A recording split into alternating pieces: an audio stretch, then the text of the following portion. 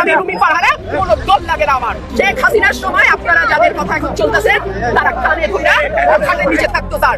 এখন আবার দল আমাকে সকাল বিকাল টেলিফোন করে, বলে মন্ত্রিত্ব দিয়ে দেব, আসনটা ছেড়ে দেন। হঠাৎ করে রুমিন ফারহানা ক্ষেপে গিয়ে একই তথ্য দিলেন যা শুনে রীতিমতো চমকে গিয়েছে সকলে।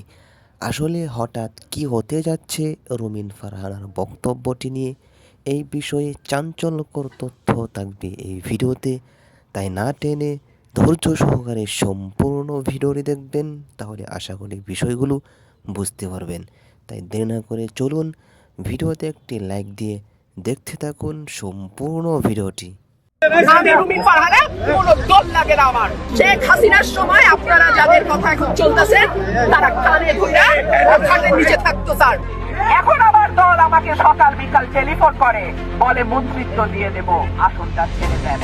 রাজনীতির অঙ্গনে আবারও চাঞ্চল্যকর মন্তব্য করেছেন ব্যারিস্টার রুমিন ফারহানা। বিএনপির ভারপ্রাপ্ত চেয়ারম্যান তারেক রহমানের বিরুদ্ধে সরাসরি অভিযোগ তুলে দলটির সঙ্গে আর কখনো যুক্ত না হওয়ার কঠোর অবস্থান জানিয়েছেন তিনি। রুমিন ফারহানা দাবি করেন, তারেক রহমান তাকে দিনের পর দিন, এমনকি রাতের বেলাও মোবাইল করে কল করে বিএনপিতে যোগ দেওয়ার আহ্বান জানিয়েছেন। একই সঙ্গে তাকে মন্ত্রিত্ব দেওয়ার প্রলোভনও দেখানো হয়েছে বলে অভিযোগ করেছেন তিনি। তবে এসব প্রস্তাব স্পষ্টভাবে প্রত্যাখ্যান করে রুমিন ফারহানা বলেন, এখন আর কাঁদলেও কোনো লাভ নেই, আমি জীবনেও বিএনপিতে যোগ দেব না। তিনি আরও বলেন, দীর্ঘ 17 বছর ধরে আওয়ামী লীগের বিরুদ্ধে রাজনীতি ও বক্তব্য দেওয়ার পরেও সাবেক প্রধানমন্ত্রী শেখ হাসিনা তার প্রতি যে সম্মান ও মর্যাদা দেখিয়েছেন তা তিনি কখনো বলবেন না।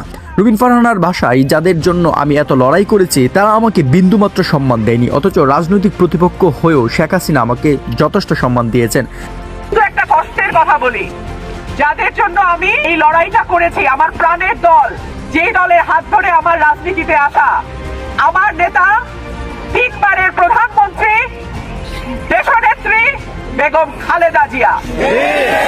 বেগম খালেদা জিয়া আমাকে এই রাজনীতিতে নিয়ে আসছে। বেগম খালেদা জিয়ার ভালোবাসায়, আশ্রয়ে, সহযোগিতায় আমি এতদূর আসছি। আমার মা যেদিন মারা গেছেন সেই দিন আমি বহিষ্কার হয়েছি। আমার মা জীবিত থাকা অবস্থায় আমাকে বহিষ্কার করা যায় নাই।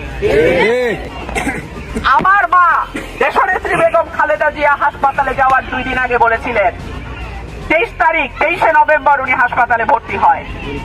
20 তারিখ উনি বলেছিল, রুমিন আর সোহেলের ব্যাপারটা কি, কেন রুমিনকে নমিনেশন দেওয়া হইল না? দল তার কোনো জবাব দিতে পারে না। এরপরে দল আমাকে বহিষ্কার করেছে। দল বহিষ্কার করেছে, এখন আবার বলে মন্ত্রিত্ব। আমি কোনোটাতেই আমার এলাকার মানুষের ফালাইয়া দিয়া যাব না। বিএনপি সম্পর্কে কঠোর মন্তব্য করে তিনি বলেন, এখন যত কিছুই হোক বিএনপি আমার জন্য হারাম একটি দল। এখানেই থেমে না থেকে রুমিন ফারহানা আরও বলেন, তার কোনো দলের প্রয়োজন নেই, তিনি একাই একসব। দল আমাকে আমার যোগ্য সম্মান দেয়নি। ভবিষ্যতে প্রয়োজনে আমি আওয়ামী লীগে যোগ দিব কিংবা অন্য কোনো দলে যোগ দিতে পারি, কিন্তু বিএনপিতে আর কখনো নয়। রুমিন ফারহানার এই বক্তব্য ইতিমধ্যে রাজনৈতিক অঙ্গনে ব্যাপক আলোচনা ও বিতর্কের জন্ম দিয়েছে। রাজনৈতিক বিশ্লেষকদের মধ্যে তার এই অবস্থান বিএনপির অভ্যন্তরীণ সংকট ও নেতৃত্ব নিয়ে নতুন প্রশ্ন তুলেছে। পারবেন না স্যার, মাথায় রাখেন। শেখ হাসিনার সময় আপনারা যাদের কথা এখন চলতেছেন তারা কানে ধইরা খাটের নিচে থাকতো স্যার। আমি রুমিন ফারহানা, কোনো দল লাগে না আমার। প্রিয় দর্শক, আশা করি সম্পূর্ণ ভিডিও দেখে আসলেন। ভিডিওতে যে বক্তব্যগুলো শুনলেন, ব্যারিস্টার রুমিন ফারহানা যে কথাগুলো বলেছে, আসলে এই বিষয়ে আপনারা কি বুঝতে পেরেছেন? অবশ্যই আপনাদের মূল্যবান মতামতগুলো কমেন্টে জানিয়ে দেবেন। এমনকি এখনও যারা চ্যানেলটিকে সাবস্ক্রাইব করেন নাই, চ্যানেলটিকে সাবস্ক্রাইব করে দেন পরবর্তী ভিডিওর জন্য।